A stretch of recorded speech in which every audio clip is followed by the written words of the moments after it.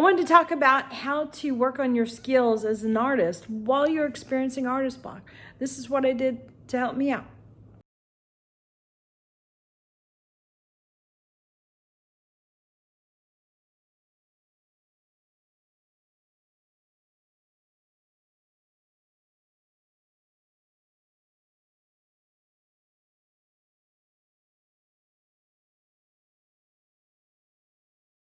Howdy, howdy, this is Clara Lawrence.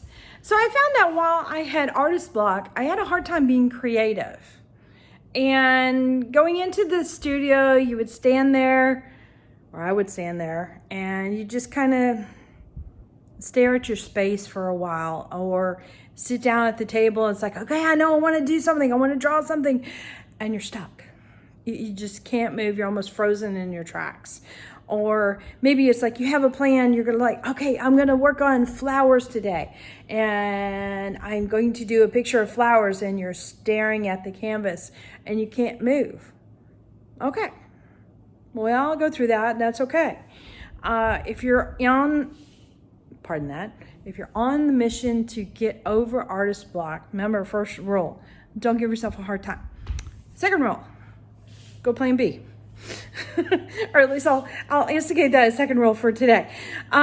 So your plan B, you can't be creative. Okay, so let's work on skills. And all skills are is improving, working with your medium, working with your eyes and what you see, working with your hand, your strokes and things like that. So work with those things and build those up during those times you can't be creative. In other words, let's say, okay, we'll bring up flowers, for example. You love flowers. And this applies to anything that you like to draw or paint or be creative with. And you can't draw the flowers right now. You can't draw the pictures right now, and you're stuck. But you can trace. And now that sounds silly, but let's say you want to expand in details. You want to expand in the little things. Maybe you want to start adding more leaves or more different types of variations of flowers. It could be that you just let's say you take a printout of an illustration. I really like this artist style. I want to incorporate maybe some of their stuff into my style. Now, you won't be copying the stuff, and I'll explain more later. But what you are doing is adding it to your muscle memory.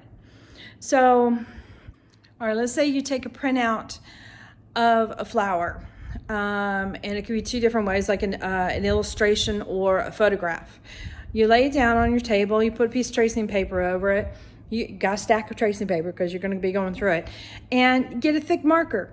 And at first, you're doing it loosely, and you just do it over and over and over again. Each page, either you're working with your lines, you're working with how to do shading and integrate shading into there.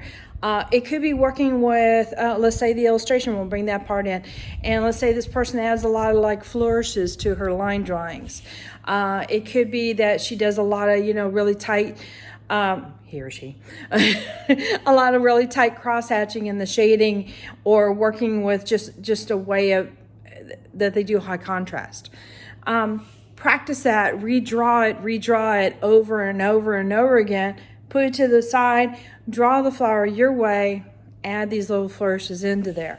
If you can't do that, that's okay. Just continue on to the next flower and the next flower, and you do it over and over again until it becomes part of your muscle memory. Now, when you put all those things to the side and you start off on with your drawing, you're already going to have the muscle memory from the way you draw before anyway. It's already locked in here and locked in your nice little fingers here. So you're going to be adding these skills to it and incorporating it into your style. So just as far as getting that going, whether it's like you want to draw animals, you want to draw babies, you want to design, lettering is a great example. How many different typefaces are there out there? You can sit there and draw the A and the nice cursive kind of style, scripty kind of style, or very blocky, or in some of those decorative styles. And you do that A over and over and over again. You go with the lowercase, you work on the B's, etc., etc. And then you start incorporating those into words, phrases. You see where I'm getting at? You add it into your collection, your little toolbox of things that you can do. So start working on your little style bits. Same thing can be had with brush strokes. Just having pages where, let's say you're doing watercolor and you want to get that nice little, blend in there, and then maybe the fine line working with it, and you just do it over and over again. You're not creating a painting, you're just creating the brush strokes. So invest in yourself. That's that time and education to yourself as an artist that you can be putting to use at that time when you can walk in your studio and you sit down to do your flower painting and you get going with it. You already got your toolbox loaded up with your skills and ready to get going. So have fun and good luck with this. Later.